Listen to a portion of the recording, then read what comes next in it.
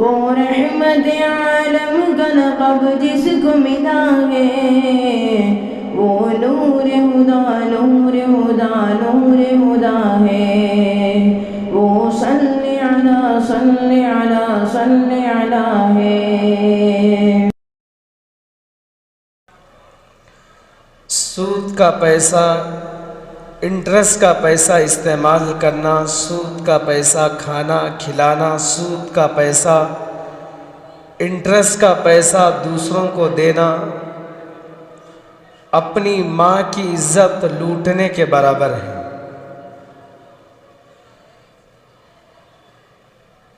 दूसरी हदीस मुबारका में अल्लाह के नबी अलैहिस्सलातु वस्सलाम ने जो फरमाया, सूद का एक दिरहम, सूद का एक पैसा खाने वाला ऐसा है जिसने अपनी माँ से 36 मरतबा मुँह काला किया है। तो सूद का पैसा अपनी माँ की इज्जत लूटने के बराबर है। किसी गुनाह को इतना बुरा, इतने बुरे गुनाह से तशबीह नहीं दी गई सिवाय सूद के गुनाह के। शराब पीना हराम है, उम्मुल खबाइस बताया गया।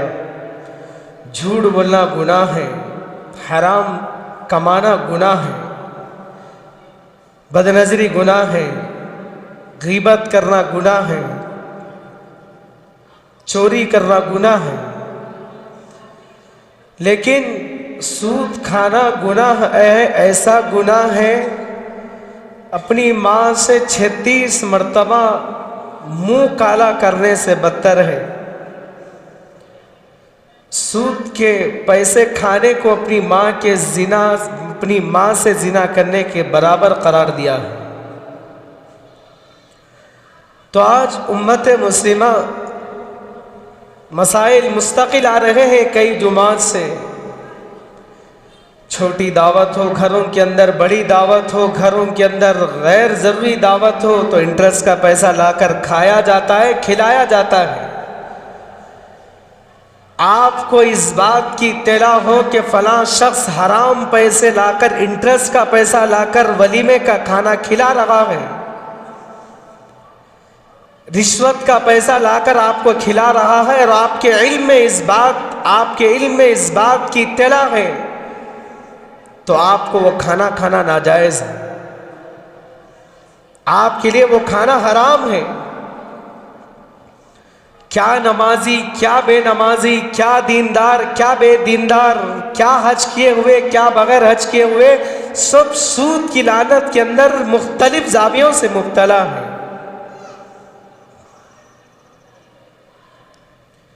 सूद से बचना मुश्किल बन चुका है। इसी तरह EMI जिसको कहा जाता है, 70 से 80% तबका EMI के अंदर मुब्तला है।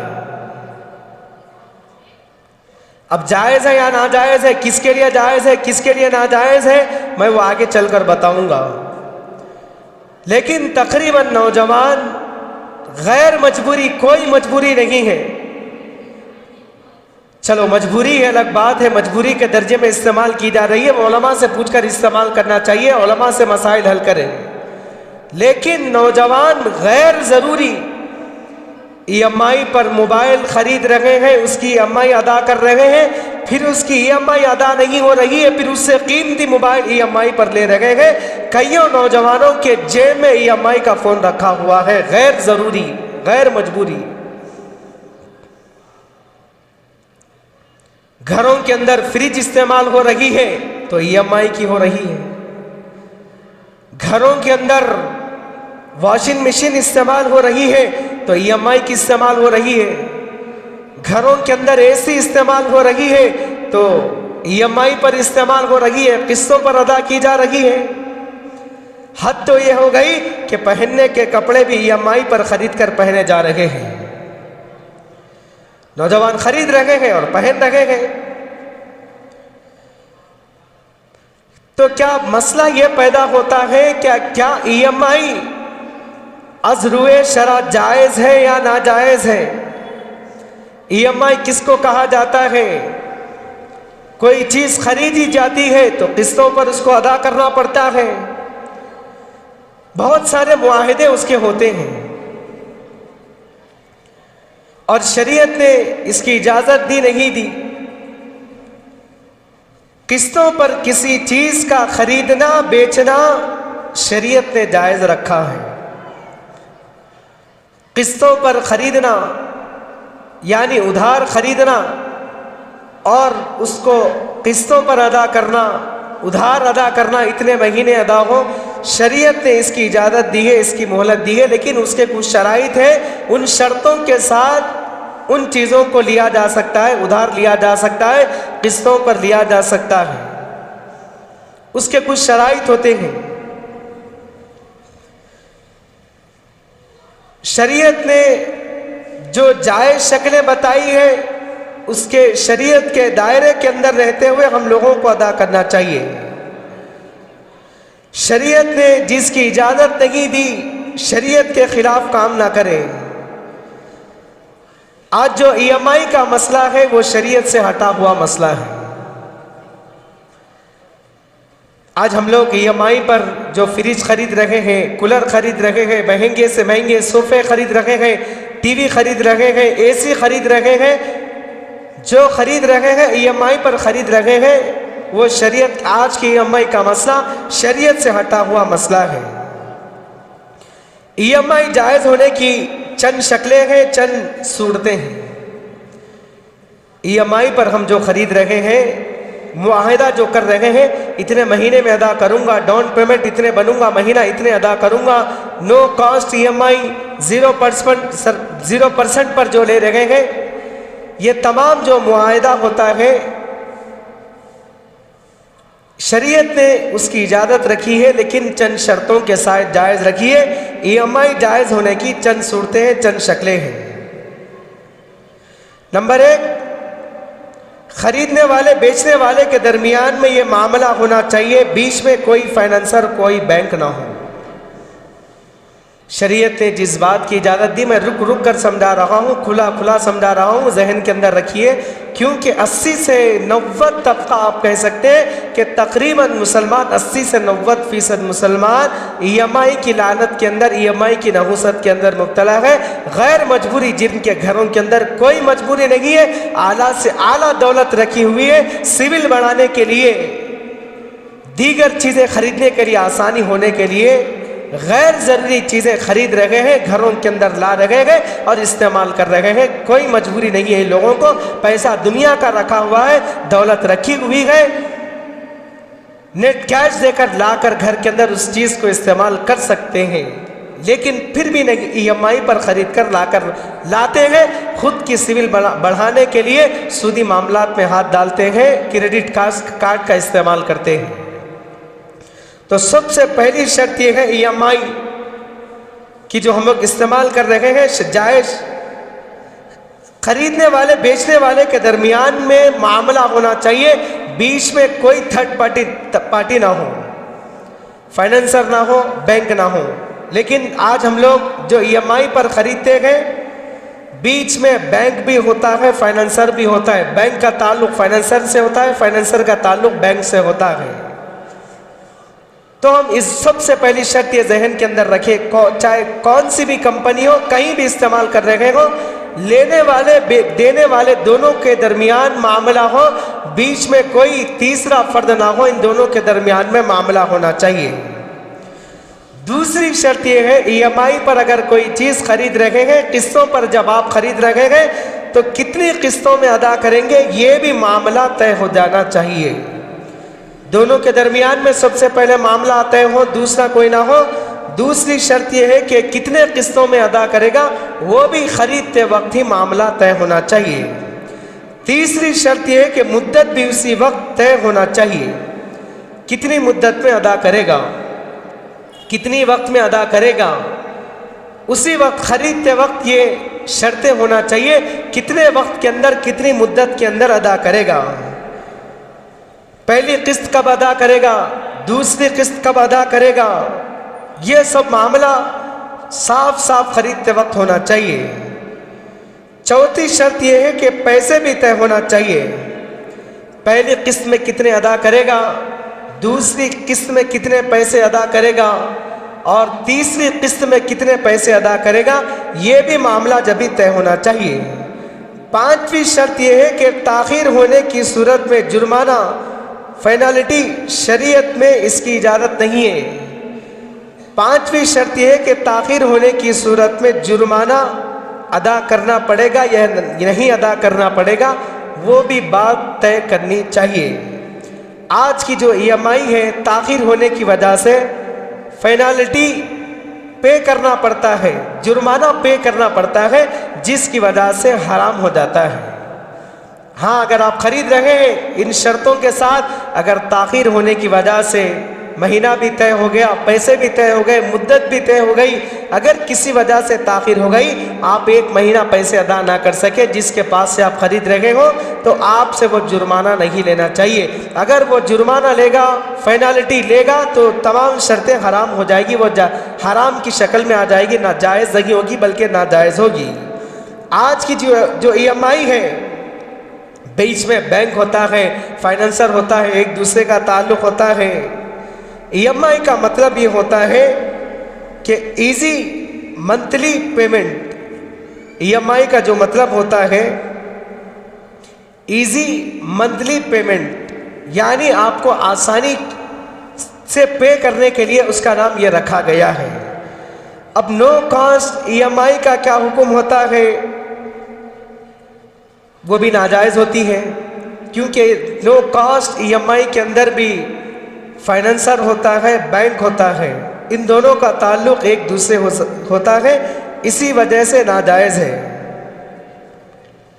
आज नौजवान 50,000 का फ़ोन ले रहे हैं, 60,000 का फ़ोन EMI पर ले रहे हैं, फ्लिपकार्ट इस्तेमाल कर रहे हैं, अमेज़ॉन इस्तेमाल कर रहे हैं।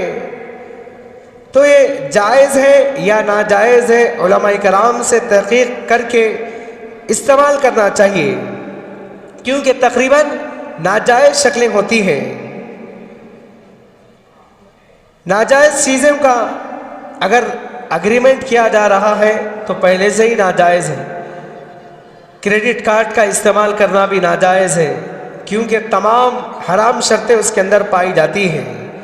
आज तकरीबन लड़के लड़कियां मोबाइल EMI पर ख़रीद रहे हैं, जो अभी मैंने बताया, जिनको कोई मजबूरी नहीं है, बग़ैर मजबूरी के लैपटॉप ख़रीदा जा रहा है, बग़ैर मजबूरी के कंप्यूटर ख़रीदा जा रहा है, बग़ैर मजबूरी के गाड़ी ख़रीदी जा रही है। हाँ, कुछ मजबूरी है तो अलग बात है, उसके अलग मसाइल हैं। तो इन शर्तों के साथ ख़रीदना चाहिए। जो अभी मैंने बताया, EMI पर अगर आप ख़रीद रहे हो या बेच रहे हो, और एक मरतबा मसाइल ज़िक्र कर रहा हूँ, जहन के अंदर रख लीजिए। EMI के जायज़ होने की शक्लें यह है कि सबसे पहले ख़रीदने वाला बेचने वाले के दरमियान ये मामला तय होना चाहिए, बीच में कोई तीसरा फ़र्द ना हो, इन दोनों के दरमियान में मामला तय होना चाहिए। दूसरी शर्त यह है कि कितने किस्तों में अदा करेगा, कितनी किस्तें होंगी, 12 महीने में अदा करेगा या 2 साल के अंदर अदा करेगा, 24 महीने के अंदर अदा करेगा, कब अदा करेगा। तीसरी शर्त यह है कि मुद्दत भी उसी वक्त तय होनी चाहिए, पैसों के साथ मुद्दत भी तय होनी चाहिए। पहली किस्त कब देगा, दूसरी किस्त कब अदा करेगा, पहली किस्त में कितने पैसे अदा करेगा, दूसरी किस्त में कितने पैसे अदा करेगा। चौथी शर्त यह है कि पैसे तय होना चाहिए, पहली EMI कितनी होगी, दूसरी EMI कितनी होगी और आखिरी कब होगी, पहला पेमेंट कितना होगा और आखिरी पेमेंट कितना होगा। ताख़ीर होने की सूरत में अगर जुर्माना अदा करना पड़ रहा हो तो ये भी नाजायज़ शक्ल है। नो कॉस्ट EMI क्योंकि नाजायज़ है, इसका भी वही हुक्म है, बीच में फाइनेंसर और बैंक होता है, इसी वजह से ये नाजायज़ है। नौजवान लड़के नौजवान लड़कियां इसको समझना चाहिए, क्यों नाजायज़ है, क्यों नाजायज़ है, क्यों जायज़ है, क्यों नाजायज़ है। ये सूद के हुक्म में है। आज हम जो ख़रीद रहे हैं बग़ैर मजबूरी के ख़रीद रहे हैं और जुर्माना अदा कर रहे हैं, ताख़ीर कर रहे हैं, तो हम ये सूद अदा कर रहे हैं। जो अल्लाह के नबी अलैहिस्सलातु वस्सलाम ने हम लोगों को सूद लेने से देने से बचाया है, सूद खाने से बचाया है। आज नौजवान EMI पर, लड़कियां लड़के EMI पर मोबाइल ख़रीद रहे हैं। क्यों ख़रीद रहे हैं? फ़ोटोज़ के लिए ख़रीद रहे हैं, वीडियोस अच्छे अच्छे शूट्स करने के लिए, स्टोरीज डालने के लिए ख़रीद रहे हैं। स्नैप पर स्टोरी डालने के लिए महंगे से महंगे मोबाइल ख़रीद रहे हैं EMI पर। मेगा फ़र्क क्या होता है? मेगा पिक्सल किसका कितना होता है उसको सामने रखकर मोबाइल ख़रीदा जा रहा है। अगर इस्तेमाल वाक़अतन अगर आपको ज़रूरत पड़ रही हो, वाक़अतन आप मजबूर हैं, तो उलमा से मशवरा करके उलमा से मसाइल को सामने रखकर ख़रीदना चाहिए। गैर ज़रूरी EMI पर ख़रीदना बेचना ये बिल्कुल नाजायज़ है, इससे जहाँ तक हो सके बचना चाहिए। अब हुकूमत की जानिब से बाज़ स्कीमात निकलते रहती हैं और बाज़ हुकूमत की जानिब से स्कीमात है जो कि हराम के दर्जे में है। सुकन्या सुमर्दी योजना, ये स्कीमात है हुकूमत की जानिब से जो लड़कियों के नाम पर रकम जमा करना पड़ता है। लड़की जब पैदा होती है, सुकन्या सुमर्दी योजना ये हुकूमत की जानिब से स्कीमात होती हैं। जब लड़की किसी को पैदा होती है, सुकन्या एक स्कीम है, लड़की के नाम पर हम लोगों को पैसे अदा करना पड़ता है। लड़की 21 साल होने के बाद तक पैसे नहीं निकाल सकते, पैसे जमा करना पड़ता है। हर महीना पैसे अदा करना पड़ता है। हर महीना कितने पैसे पे करेंगे, चाहे 2500 हो, 250 हो या 1.5 लाख हो, ये स्कीमात हुकूमत की जानिब से होती है, लड़कियों के नाम पर जमा किया जाता है। क्या शरीयत में इसकी इजाज़त है या इजाज़त नहीं है? अज़रुए शरा जायज़ है या नाजायज़ है? तो हुकूमत की इसकी चंद शराइत होती है। हुकूमत की जानिब से 10 साल से कम उम्र की लड़कियों के लिए ये रकम जमा करनी पड़ती है। लड़की जब पैदा होती है तो 10 साल के अंदर अंदर लड़कियों के नाम पर ये पैसा जमा करवाना पड़ता है। हर महीना पैसे जमा करना पड़ेगा। लड़कियों के नाम पर जो स्कीमात है हुकूमत की जानिब से लड़कियों की शादियों के लिए जमा किया जाता है, बाद में निकाल लिया जाता है। हर महीना पैसे जमा करना पड़ता है। 14 साल तक रकम जमा करनी पड़ती है। अगर 1 साल तक पैसे जमा नहीं करेंगे तो जुर्माना अदा करना पड़ेगा। हर महीने जो पैसे जो जमा करेंगे तो पूरी रकम अदा करके, पूरी रकम 21 साल लड़की होने तक पूरी रकम जमा करके 8% हो या 10% हो, आपकी रकम के एतबार से उसको ज़ायद रकम बनाकर दी जाती है। तो ज़ायद रकम हम जो ले रहे हैं वो सूद के दर्जे में है। अगर आपको मालूम है सुकन्या स्कीम के तहत ये लड़की के लिए स्कीम के तहत पैसे जमा किए गए थे, शादी के वक्त उसी पैसों में लड़की का पैसा इस्तेमाल किया जा रहा है, उसी से शादी का खाना खिलाया जा रहा है, तो नाजायज़ है। क्योंकि आपको इस बात की इत्तला है कि वो स्कीम नाजायज़ है, क्योंकि शराइत है जिसकी शराइत की वजह से नाजायज़ है। जो ज़ायद पैसा शराइत हुकूमत जो रख रही है वो नाजायज़ है, क्योंकि आदमी को मुकल्लफ होना चाहिए, इख्तियार होना चाहिए। इससे पहले पैसे नहीं निकाल सकते, इतने पैसे जमा करना पड़ेगा, अगर पैसे नहीं अदा करेंगे तो जुर्माना अदा करना पड़ेगा। ये शर्तें आकर उसको हराम बना रही है। तो ज़ायद रकम जो हम ले रहे हैं वो सूद के दर्जे में है। लड़कियों की शादियों में वो पैसा इस्तेमाल किया जाता है, वो नाजायज़ है। हमने जितने पैसे जमा किए हैं स्कीमात के अंदर वो जायज़ है, उन जायज़ पैसों का इस्तेमाल किया जा सकता है। और एक मसला ये होता है कि बहुत सारे अहबाब के अंदर सूद का पैसा होता है, रिश्वत का पैसा होता है, हराम का पैसा होता है। सूद का पैसा कहाँ खर्च करना चाहिए, ये सबसे बड़ा अहम मसला होता है।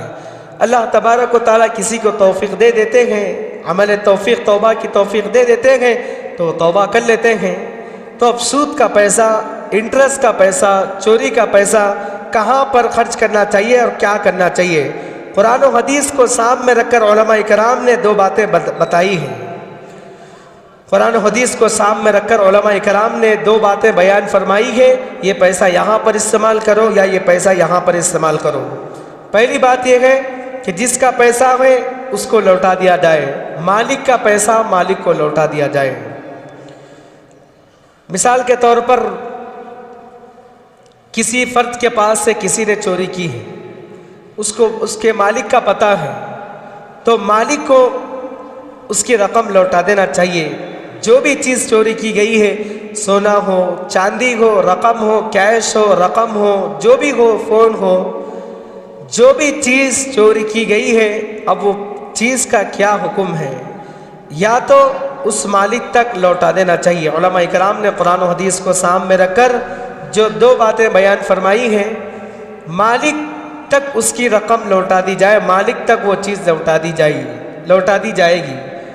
दूसरी बात यह है, अगर उम्मत मुस्लिमा का नुकसान हो, जैसा कि सूद के पैसे के बारे में है, उम्मत मुस्लिमा का नुकसान नज़र आ रहा हो मालिक को लौटाने में, तो पैसा क्या किया जाएगा?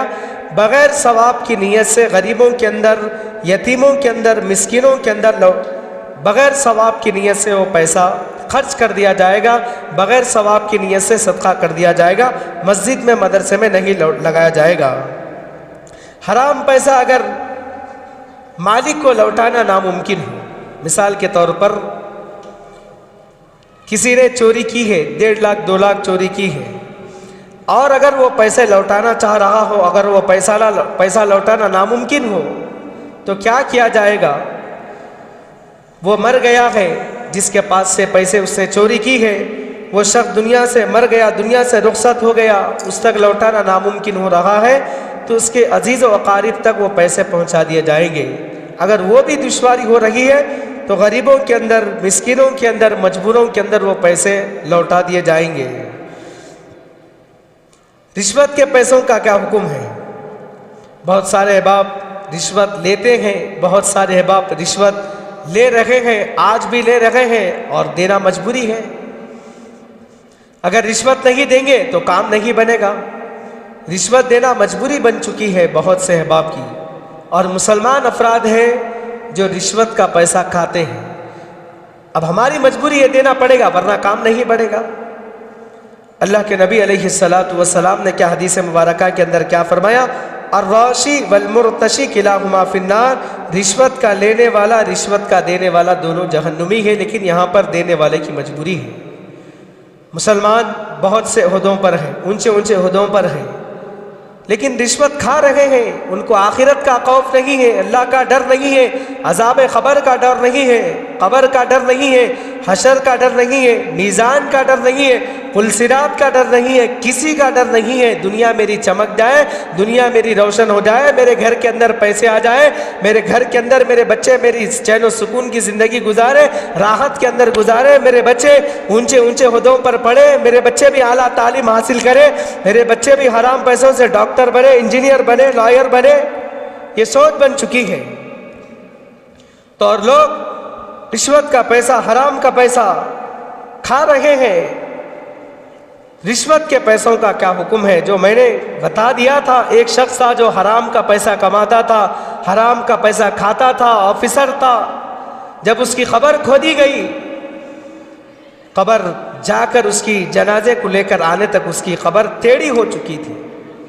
फिर दूसरी जगह उसकी खबर को खोदा गया, उसकी खबर को खोदा गया, तहकीक की गई, तो वो भी खबर टेढ़ी हो गई।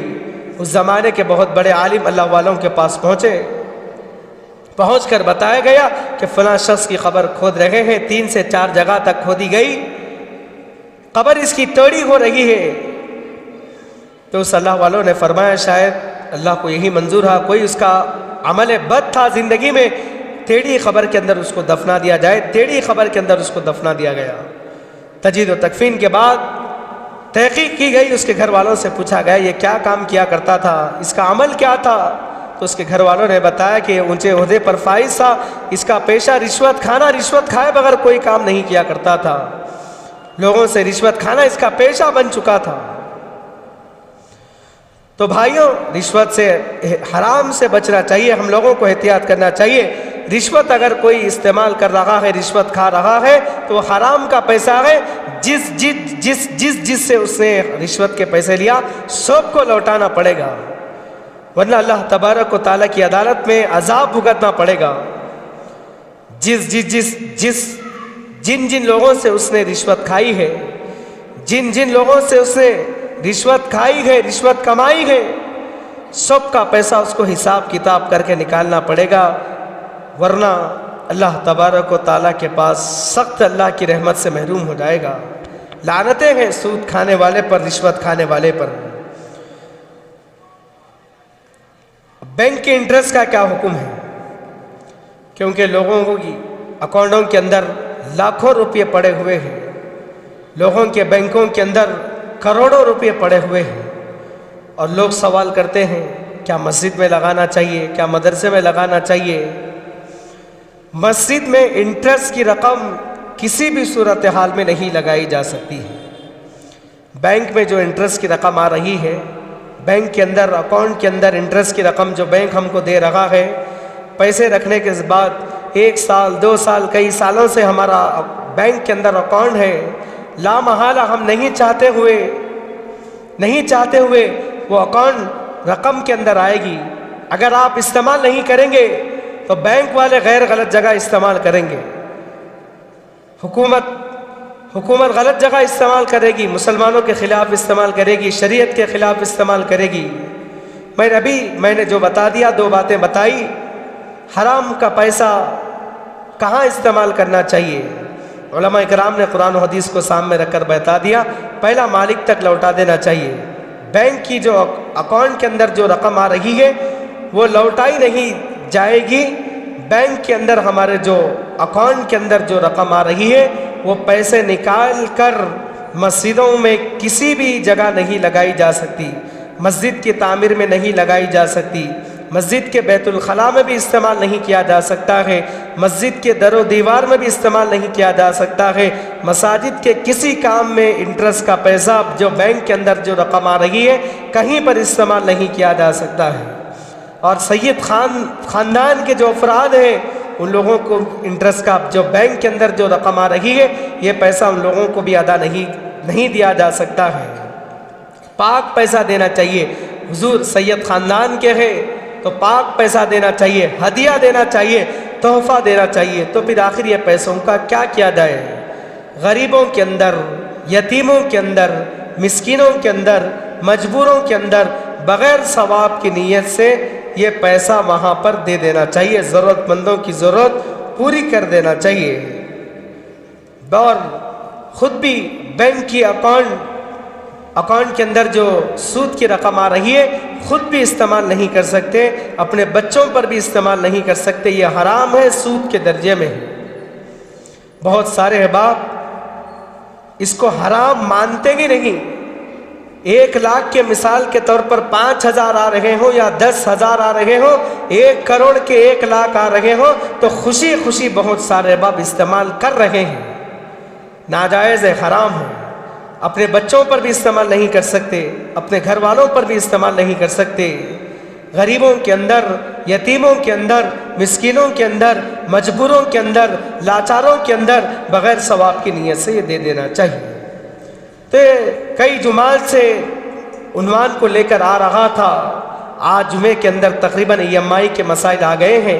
70 से 80% मुसलमान इसके अंदर मुब्तला है, गैर मजबूरी तौर तरीक़े पर मुब्तला है। कोई मजबूरी नहीं है, मामूली बहाने बनाकर वॉशिंग मशीन ले रहे हैं, मामूली बहाना बनाकर फ्रिज इस्तेमाल घर के अंदर हो रही है, EMI की AC EMI पर इस्तेमाल हो रही है। हालांकि कोई मजबूरी नहीं है। अल्लाह तबारक व ताला ने दौलत दी है, माल दिया है, उधार पर नहीं, रकम अदा करके फिलफौर लाकर इस्तेमाल किया जा सकता है। ऐसे लोग भी EMI सिविल बढ़ाने के लिए इस्तेमाल कर रहे हैं। अल्लाह के नबी अलैहिस्सलातु वस्सलाम की लानत है, अर्राशी वल मुर्तशी किलाहुमा फिन्नार। अल्लाह के नबी अलैहिस्सलातु वस्सलाम ने सहाबा कराम को क्या फरमाया है? सूद से बचना। एक सहाबी ने जो देहात के अंदर जा रहे थे, जो देहात का सफ़र कर रहे थे और उस देहात के अंदर सूद सर चढ़ कर आम था, सूद आम था। उस देहात के अंदर सूद इस्तेमाल किया जा रहा था, उस देहात के अंदर आम मशगला बन चुका था। तो एक सहाबी ने ताबाई को नसीहत की, जिस मुल्क के अंदर तुम जा रहे हो, जिस मुल्क के अंदर तुम कदम रख रहे हो, वो मुल्क सूद के अंदर, सूद की लपेट के अंदर है। अगर तुम किसी के साथ हमदर्दी करो, किसी के साथ खैरखाई करो, किसी की मदद करो, मजबूर की मदद करो, अगर तुमको वो इसके एवज घास का तिनका भी दे दे, अगर वो एवज तुमको घास का तिनका भी देता है तो वो भी सूद है, सूद के अंदर दाखिल है। कोई किसी के साथ हमदर्दी कर रहा है, खैरखाई कर रहा है, अगर वो किसी के एवज, काम के एवज, हमदर्दी के एवज पैसे देता है और वो कबूल भी कर लेता है, तो इसी को अल्लाह के नबी ने रिश्वत बताई है। तो भाइयों, अल्लाह के नबी सल्लल्लाहु अलैहि वसल्लम की तालीमात को देखना चाहिए। अल्लाह के नबी ने जो फरमाया, सूद का 1 दिरहम खाने वाला ऐसा है जिसने अपनी माँ से 36 मरतबा मुकाला किया, जिसने अपनी माँ से 36 मरतबा जिना किया। सूद का पैसा खाना अपनी माँ की इज्जत लूटने के बराबर करार दिया है। हमारे अकाबिरीन ने कितनी एहतियाती की है, अकले हलाल खाया करते थे। कुरान में अल्लाह तबारक व तआला ने यही हुक्म दिया, या अय्युहर रसूल कुलू मिनत तय्यिबात, ऐ खुदा के रसूलों, खुदा के पैगम्बरों, तुम्हारे लिए हुक्म है कि तुम पाकीज़ा चीज़ों को खाया करो, पाकीज़ा चीज़ों को इस्तेमाल किया करो। हराम खा रहे हैं, हम नमाज अदा कर रहे हैं, हराम एक जगह खा रहे हैं तो दूसरी तरफ हमारी नमाज कबूल नहीं हो रही है, हराम खा रहे हैं, दुआओं पे दुआएं कर रहे हैं, हमारी दुआएं कबूल नहीं हो रही है। तो अल्लाह तबारक व तआला ने हजरत अंबिया कराम को पाक खाने का, अकले हलाल खाने का हुक्म दिया है। हीले बहाने कारोबार के अंदर, तिजारत के अंदर मुख्तलिफ जावियों से हराम हम लोग कमा रहे हैं, बच्चों के हलक के नीचे उतार रहे हैं। तो बताइए औलाद कहाँ नेक सालेह मुत्तकी तकवा परहेजगार बनेगी? इसी तरह डरते हुए अल्लाह तबारक व तआला से ज़िंदगी गुजारना चाहिए। बहुत सारे मसाइल जो कई जुमात से आ रहे हैं, शादियों के मौके पर लोग ले रहे हैं, सूद की रकम लाकर गैर ज़रूरी घरों के अंदर दावतें उड़ा रहे हैं। छिल्ले के नाम पर, छिट्टी के नाम पर, अकीक़े के नाम पर, बर्थडे के नाम पर, वलीमे के नाम पर गैर ज़रूरी सूद की रकम हमारे घरों के अंदर इस्तेमाल भी हो रही है। ये भी जावियों से सूद की रकम आ रही है। इंटरेस्ट पे पैसा लाकर, सूद का पैसा लाकर हज़ारों लोगों की दावत की जा रही है, 1000, 1200, 1300 आदमियों को खिलाया जा रहा है। लड़की वालों के पास से जोड़े की रकम गैर ज़रूरी मुतालबा करके मांगी जा रही है, लड़की वालों के पास से मुतालबा करके मांगी जा रही है। ये भी सूद है। गैर लड़की वाले वहाँ पर से इंटरेस्ट पर से लाकर लड़के वालों को दे रहे हैं और लड़के वाले लेकर खुशी खुशी अपने शादी के इंतजामात कर रहे हैं। सहाबा के दौर में सूद खाने का, खिलाने का तसव्वुर ही नहीं था। सहाबा इकराम आज खाते, कल के खाने की फिक्र में, अकले हलाल के खाने की फिक्र में रहते थे, दूसरे वक्त के खाने की फिक्र में बहुत कम रहते थे। आज हम लोग मेरा माल, मेरी दौलत, मेरा मकान, मेरे बच्चे, मेरे ओहदे, मेरी बीवी अच्छी रहे, मेरा मकान अच्छा रहे, मेरा ओहदा अच्छा रहे, इसके खातिर ना हराम की परवाह कर रहे हैं, ना हलाल की परवाह कर रहे हैं। यतीमों का माल हड़प रहे हैं, मिस्किनों का माल हड़प रहे हैं, मजबूरों का माल हड़प कर खा रहे हैं। किस दुनिया के खातिर लाखों का माल लोगों के पास हराम का पड़ा हुआ है। अकाउंटों के अंदर लोगों का माल करोड़ों का पड़ा हुआ है, घरों के अंदर लाखों का सोना, करोड़ों का सोना हराम तरीके से कमाया हुआ रखा हुआ है। कौन सी दुनिया के लिए, किस दुनिया के लिए, जबकि आदमी की जिंदगी का कोई भरोसा नहीं होता। जब आदमी मर जाता है, मेरा माल, मेरा माल, मेरी दौलत, मेरा हुदा, इंसान जो है कहता है तो घर के बाहर लेटाकर गुस्ल दिया जाता है। इंसान को खुद अपने आप से, अपनी चीज़ों से खुद मोहब्बत है, अपने जिस्म से निकलने वाले थूक से मोहब्बत है, अपने जिस्म से निकलने वाले गिलादत से मोहब्बत है, गिलादत से नफरत है।